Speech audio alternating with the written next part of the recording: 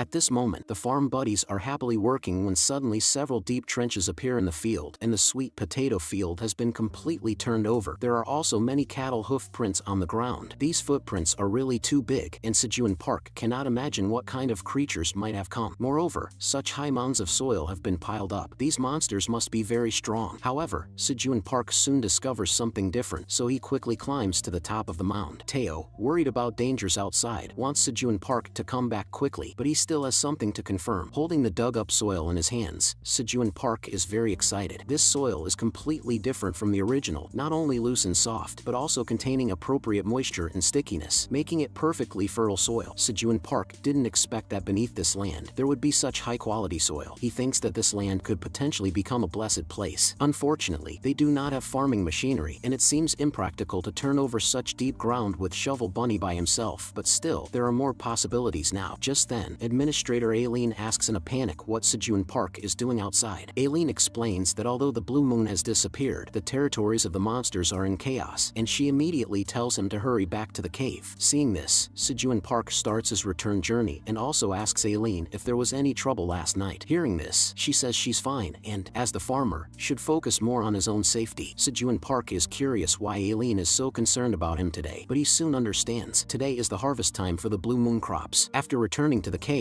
he specially thanks Teo for its company and then tells Aileen to look forward to what's coming. But Teo now wants to take a nap while Sejun Park begins to harvest the crops. He slowly peels off the shiny corn, and the message indicates that this is health corn infused with blue moon energy, offering a lot of experience points. Peeling back the tender leaves of the health corn, inside are crystal-like, plump blue corn kernels, which can permanently increase health by 0.1 points, and its grade is D. Thanks to Sejun Park being a D-grade farmer, the effects of the current crops have improved by 2 times compared to before. After checking all the information, Sejun Park is ready to sneak a taste, unable to resist trying the sweet flavor. But the administrator suddenly appears and reminds Sejun Park of his promise, so he goes to pick the blue moon magic cherry tomatoes. This time the blue moon crops are abundant, so Sejun Park gives Aileen 5 blue moon magic cherry tomatoes. After taking the items, she leaves to taste them. Aileen in the administrator's space is very happy. She did not expect to have as many as 5 blue moon magic cherry tomatoes this time. Since ordinary cherry tomatoes can make her dragon heart beat, the blue moon ones need no further mention. The next second, Aileen opens her mouth and stuffs all 5 cherry tomatoes inside. The improved blue moon cherry tomatoes are delicious, and their wonderful taste makes Aileen spin around on the spot. But coming back to her senses, she remembers the key point at hand. Now is not the time to experience the taste. She should focus on sensing the mana flow. As Aileen delves into the magic brought by the cherry tomatoes, her dragon heart, after absorbing the magic, starts beating again and continues to thump wildly. This made Aileen uncontrollably excited, but the next second she felt something was wrong because the beating of the dragon heart was too fast. Immediately after, Aileen helplessly fell to the ground, the discomfort in her chest causing the black dragon to emit a painful moan. After offering the blue cherry tomatoes to Aileen, Sejun Park continued to be busy with farm work. Sejun Park then started preparing today's breakfast. He put the blue moon corn into a pot filled with water and then covered the lid. As the fire continued to burn vigorously, the small pot on the pile of stones began to boil. Sejun Park placed a small basin in the pot and used corn leaves as a separator to achieve a steaming effect. The remaining corn leaves and corn silk, he placed them out to dry, preparing to make corn silk tea later. Just then, the little rabbits also woke up, and they happily greeted Sejun Park. Sejun Park asked where the babies were, and Mr. Rabbit pointed to the room, indicating that they were still sleeping with Mrs. Rabbit. Sejun Park took out the blue moon crops harvested this time. Besides those given to Aileen, there were still 8 blue moon cherry tomatoes, and once done, everyone could share and eat the steamed blue moon corn together. Seeing this, Mr. Rabbit pointed to the blue moon magic cherry tomatoes in his hand, indicating that having blue moon magic cherry tomatoes was enough. There was only 1 blue moon corn, so it was to be reserved for Sejun Park to eat. After understanding Mr. Rabbit's intentions, Sejun Park was touched. Although the little rabbits also wanted to eat the corn, Sejun Park felt bad about it, so he said after breakfast they would go pick corn and then have a good meal in the evening. Some time passed, and the queen honeybee was leading the little bees out to forage, while the corn Sejun Park cooked was now out of the pot. Looking at the glowing corn, he knew it must be delicious. Slowly taking the corn out, because it was too hot, Sejun Park gently blew on it a few times. Next, Sejun Park, holding the corn, was ready to start eating. The little rabbits were also happily eating the tomatoes, while other little rabbits had a few bites. The cart rabbit was already burping. However, Mr. Rabbit hadn't eaten yet. He wanted to take it back and enjoy it with Mrs. Rabbit. After the little rabbits had finished eating, Sejun Park started to eat delightfully. Just as he thought, the blue moon corn was incredibly sweet, and the sweet taste made it impossible for him to stop eating. In just a few seconds, Sejun Park had finished all the blue moon corn. Casually throwing the corn cob into the fire, he and the little rabbits prepared to go pick corn. The first batch of corn that was planted has all ripened. Now it's time to get to work. After harvesting, he also gained a lot of experience points. Ordinary health corn can break down 20 grams of fat and can also improve skin elasticity. Seeing this, Sejun Park thought about giving some for his mother and planned to soon send some harvest to his family along with his regards. Just then, Mother Crimson Grizzly Bear and Bay also came to the entrance of the cave, and Sejun Park climbed out. He asked how the two were doing. Mother Crimson Grizzly Bear indicated they were safe. After coming out, Sejun Park immediately poured a lot of honey for Bay, while Mother Crimson Grizzly Bear's roasted fish was still being made. However, at that moment, Teo also jumped out, saying he was going down to sell some items. Bay picked up the little cat's cape. Mother Crimson Grizzly Bear and Bay were heading in the same direction, so they offered to take Teo there. While Bay and Mother Crimson Grizzly Bear are dropping off Teo, Sejun Park prepared to tidy up the farmland. Meanwhile, next to the teleportation crystal on the other side, the Ox King was watching the minotaurs below. He ordered his people to hand over what they had collected last night, angered that each minotaur had only brought back clay. Now, having inspected over 1,000 of his people, all the minotaurs had brought were clumps of clay. This made the Ox King unable to hold back any longer. He furiously pointed at the minotaurs and scolded them, for he demanded they bring back food, but all they brought back was dirt. The minotaurs felt very ashamed. They said there was no grass left on their territory because all the food had already been completely devoured by everyone, leaving only clay. Helpless, the Ox King could only sit on his throne. He was out of options. Recalling the prosperity of the past, the Ox King did not understand why it had come to this. His territory used to be a lush green prairie. Originally, the Ox King was the strongest monster guarding the waypoint area on the 99th floor. His clan is called the Black Minotaurs, a very powerful race. But every time the blue moon arrives, they go berserk and expend a lot of energy. If they don't replenish in time, their muscles will deteriorate. Therefore, the Ox King ordered the minotaurs to eat grass in all parts of their territory during the blue moon period. However, their clan being large monsters with voracious appetites, over time, the growth rate of the grass could no longer keep up with their eating pace. Thus, this place turned into a barren land where not a single blade of grass grows. The young minotaurs faced a very bleak situation of low muscle development due to the lack of food. Considering this, the Ox King decided on a plan to send his people to find food again. Next up was 1003, but there was no response after calling for a long time. Finally, after a while, 1003 slowly stepped forward. He had gone too far during his rampage during the blue moon, so it took him a long time to return. Hearing this, the Ox King breathed a sigh of relief. It was good enough that he returned safely. But soon, the Ox King widened his eyes and hurried forward. Seeing this, 1003 was stunned. Quickly approaching 1003, the Ox King loudly asked what the thing on his head was. 1003 explained that the thing on his head was a fragrant red root he had found inadvertently during his rampage. He too was puzzled about when he had found it. Meanwhile, Aileen in the administrator's space finally woke up. It seemed she had passed out earlier. Slowly standing up, Aileen bumped into the chandelier. Seeing this, she was startled. She didn't expect the light to be so low when she woke up. But then, looking at the crystal ball below, Aileen finally understood that it wasn't the light's position that had changed, but that she had grown. In fact, she had grown for the first time in hundreds of years. Initially, she was puzzled by her growth. Thinking about the effects of the blue moon magic cherry tomatoes, Aileen understood. Her growth had been stagnant for a long time, and now she had absorbed a large amount of magic all at once, which brought about this significant change. However, for Aileen, the key was to keep the dragon heart beating. Even after growing, her dragon heart was still silent. Seeing this, Aileen felt somewhat dejected, as there still seemed to be no immediate cure. But at least now she saw hope, and her affection for Sejun Park grew even stronger. But upon closer examination of the content in the crystal ball, she noticed something amiss. It turned out that Sejun Park and the others were secretly eating without her knowledge. But the crystal ball was too small, and Aileen couldn't see clearly. Just as she was about to grab the large crystal ball left by Grandfather Kaiser, she got stuck in the doorway because she had grown. Left with no choice, Aileen could only shout helplessly. She too wanted to taste the new delicacies. On the other side, Bay had come back. Below, the buddies were still hard at work picking corn, with the cart rabbit transporting corn and carrying a little rabbit inside. Seeing this, Sejun Park greeted the young one inside. At this moment, the last pot of corn was also about to be ready, and Sejun Park asked the cart rabbit to notify everyone that it was time to eat. Slowly lifting the lid, the health corn inside was continuously steaming. At this moment, Aileen Eileen left the room, expressing her desire to try the corn and mentioning that she only needed one. However, Sejun Park had already prepared Eileen's portion, though it was not yet finished. Eileen then said she could wait patiently. After a while, the little rabbits brought over the roasted corn. Today they had prepared a lot of corn, half roasted and half boiled. Thanks to the seasonings Teo had brought back, the corn now had an extra layer of sugar coating. However, Sejun Park wanted to add something to his own portion. After sprinkling the cheese powder, he rummaged through his backpack and then took out chili powder, which he had found unexpectedly in Teo's rucksack. Following that, Sejun Park sprinkled the chili powder over the roasted corn, and just like that, his favorite dish, spicy sweet corn, was ready. Before eating, Sejun Park brought over Eileen's portion. While the little rabbits were enjoying the roasted corn, the time for the rabbit couple to look after the babies had also become apparent, but as a result, they themselves had no time to eat. Seeing this, Sejun Park thought of a good solution. He took out the spoons bought by Teo and then made the corn into individual kernels. This way, the babies could eat by themselves, and the rabbit couple would also have time to eat. Seeing that everyone had started eating corn, Sejun Park finally began to enjoy his own dish. However, at that moment, the rabbit younglings suddenly started crying out. Looking down, he instantly spit out his corn. It turned out the little rabbits had climbed into the bowl, but the sweet corn was sticky, and it immediately stuck to them. Seeing this, Sejun Park was amused, and then he helped the rabbit younglings remove the corn kernels. Now, Sejun Park could also empathize with the struggles of the rabbit couple. Managing both children and work indeed was not easy. His longing for Teo the CEO grew stronger because, with the little cat around, he could entrust the babies to it. After having a hearty meal with everyone, Sejun Park did not forget Bae and Mother Crimson Grizzly Bear. He brought out roasted fish, boiled corn, and baked sweet potatoes. Meanwhile, on the 38th floor of the Black Tower, members of the Phoenix Guild, having waited too long for the cat merchant, were becoming impatient. Another member speculated that something unexpected had happened, but a teammate had already given the tomatoes to his girlfriend last time, so why continue to buy this time? Hearing this, the man finally revealed the truth. It turns out that the magic cherry tomatoes had been driven to prohibitive prices outside the tower, now selling for 500,000 each, which is why he wanted to stock up on some to resell. On the other side, a female teammate was also discussing with Dongshik, worrying that waiting any longer would disrupt their plans, and they were also running out of supplies they brought. After some thought, Dongshik decided to let the others leave the tower to regroup, while he and the remaining two teammates would stay here and continue to wait. Originally, Dongshik thought that the blonde girl Jessica would stay behind, but unexpectedly, Suha replaced her. Upon hearing this, Suha explained that Jessica had already succeeded in losing weight and no longer needed the cherry tomatoes, so she gave the opportunity to her. Her reason for participating was not out of interest in the cherry tomatoes. Suha brought more cat treats, solely to have another chance to touch the cat's paw pads. However, the Teo they were all eagerly waiting for was still on the road. The little cat wanted to sell everything quickly and then go back to continue looking after the babies. After a long journey, Teo finally arrived at his destination. This place is the Peddler Pathway on the 60th floor, and it is also feels the widest to Teo. The pathway leads all the way up to the sky. It wasn't long before it was Teo's turn. He explained his merchant level and destination to the 38th floor to the little dog, and then the little cat went in. But what Teo didn't know was that behind him, 3 pairs of eyes were staring intently at him. They were from the Silver Wolf tribe, who are also the best free company in the dungeon. Their target was precisely the Teo depicted in the portrait. A few silver wolves had come for the straw hat bought by the little cat. However, what puzzled Silver Wolf Elko was why the wealthy Greed would spend a lot of money looking for the straw hat. Hearing this, the tribe leader Elka also didn't understand. They just needed to follow the employer's instructions. As mercenaries, the Silver Wolves understood that the Peddler Pathway could be used by other organizations in the tower besides merchants. But what the few wolves didn't realize was that Jairus was observing them from behind. She couldn't understand why the Silver Wolf tribe was also following Teo. After careful thought, she guessed it was because of the straw hat the little cat had taken. Now she wanted to know just how important this straw hat was, enough to make a wealthy financier hire a mercenary group. Worried that Teo might run into trouble, Jairus decided to follow and see. She couldn't be sure what the Silver Wolf tribe might do. Meanwhile, the little cat hadn't realized it was being watched by multiple parties. However, no accidents happened along the way. Upon reaching the 38th floor, Teo loudly greeted the adventurers. Seeing this, the adventurers gathered around. During the time Dongshik and the others were waiting, members from other teams also arrived. However, the number of bidders was much less compared to previous auctions, but the little cat hadn't noticed yet. It just wanted to sell everything as quickly as possible. Hearing someone ask why he was so late, Teo simply responded that he had been delayed by some matters. But this time, he brought even more special magic cherry tomatoes. Hearing this, the adventurers showed expressions of doubt. After raising the expectations to the maximum, the little cat decisively pulled out a D-grade magic cherry tomato. Compared to the E-grade, all its attributes had doubled. Hearing this, members of the Phoenix Guild felt somewhat incredulous until they held it in their hands and checked the information themselves. Only then did they realize everything the little cat said was true. Outside the tower, the price of the magic cherry tomatoes had already skyrocketed. If it were a higher grade, Dongshik anticipated making a significant profit. Today, Teo brought 2,000 tomatoes, auctioning them in batches of 400 each. After a period of bidding, all the tomatoes the little cat brought were sold out. What made Teo even happier was that, with this transaction completed, he also earned 1,000 dungeon coins, which would allow him to upgrade to an intermediate peddler, which means he can disclose the source of his products. As Teo was fantasizing about his wonderful future life, Suha approached wanting to take a photo with him. Seeing this, Teo extended his cat paw and allowed everyone to touch it while charging them a fee. To his surprise, upon closer inspection, he found that Suha was the only one present. Seeing this, Teo was a bit stunned, and then he asked Suha about it. He learned that the reason there were so few people was because he had arrived too late, and now the little cat realized that the number of people at the auction had also been much fewer. Seeing that Teo was very disappointed, Suha took out 3 cat treats to comfort him. The little cat had initially hoped to earn more and then exchange it for more CEO privileges from Sejun Park, but now it had only gained cat treats. Just then, a voice of surprise came from nearby. 2 girls asked Teo if he was the peddler cat who takes selfies with people. Teo asked how did they know about him, and the girls responded that they saw him on Hunstagram. The 2 girls proceeded to ask for a selfie with Teo. Hunstagram, a concept unfamiliar to Teo, but the little cat quickly thought of a new business opportunity. So, he agreed to the photo request, but he also required compensation. On the other side, outside the cave, the little rabbits had already begun today's labor, all working together to repair the farmland that was damaged during the blue moon. Mother Crimson Grizzly Bear and Bay were also among them, and with their help, the work of restoring the farmland progressed much faster. A few hours later, the farmland was essentially ready for planting. Today, Sejun Park brought new crops. He slowly opened the bag, revealing some peanut seeds inside. Just this morning, through picking corn, Sejun Park had leveled up to level 16, and thanks to the high agility, his work speed had greatly increased. As for the peanut seeds, he had acquired them last night. The seed store had opened again yesterday, and considering the peanuts' effect on restoring soil fertility, Sejun Park decisively chose peanut seeds. After purchasing the peanut seeds, his points at the seed store had accumulated to 106, and with just 100 points, the seed store could be upgraded. Following Sejun Park's contribution of points, his seed store level went from rookie to ordinary. Afterward, Sejun Park could purchase up to 4 types of seeds, and the variety of crops on his farm would continue to increase. While planting peanuts, Sejun Park and his buddies began organizing the corn stalks. Thankfully, Bay's help, the progress was very quick. Sejun Park then harvested all the stalks, transported them to the ground, and placed them around the peanut fields, which could slow down the evaporation of moisture from the soil by the sun that never sets. He and the farm buddies could then wait longer between watering the peanuts, freeing up labor for other tasks. After working for a long time, Sejun Park finally finished picking the new corn seeds, which could then be soaked in water for use. But at that moment, the rabbit younglings started playing with the seeds. Seeing this, Sejun Park quickly took them away. Now, everyone was busy expanding the farmland outside the cave, and the cat was out doing business, so the rabbit younglings were quite bored. However, Sejun Park soon found something for them to do. He then called the little rabbits to come closer. From his backpack, he took out some cloth bags with seeds and placed tasty dried carrots inside them. Sejun Park allowed the young rabbits to play while distributing the dried carrots to the hardworking adult rabbits. However, some of the young rabbits started eating them, so Sejun Park had no choice but to keep reminding them. After explaining what they needed to do, the young rabbits began distributing the dried carrots to the adult rabbits. Seeing such adorable young rabbits, Sejun Park felt it necessary to discuss with Teo about preparing some cute clothes. This would surely make the babies even more adorable. Meanwhile, on the border of the barren land and the forest, 1003 was walking alone on a quest for food, but the blue moon had caused gaps in his memory, so he could only roughly remember a direction. Previously, the Ox King had plucked a small sweet potato from his head, and then asked 1003 where he had gotten it. Hearing this, 1003 thought for a long time. He only remembered it was somewhere on the edge of their territory. Hearing his subordinate's words, the Ox King realized this wasn't something from his own territory and tossed the sweet potato into his mouth to taste it. Just a simple chew made all the minotaurs drool with desire. The sweet freshness of the small sweet potato had the Ox King enthralled, so he ordered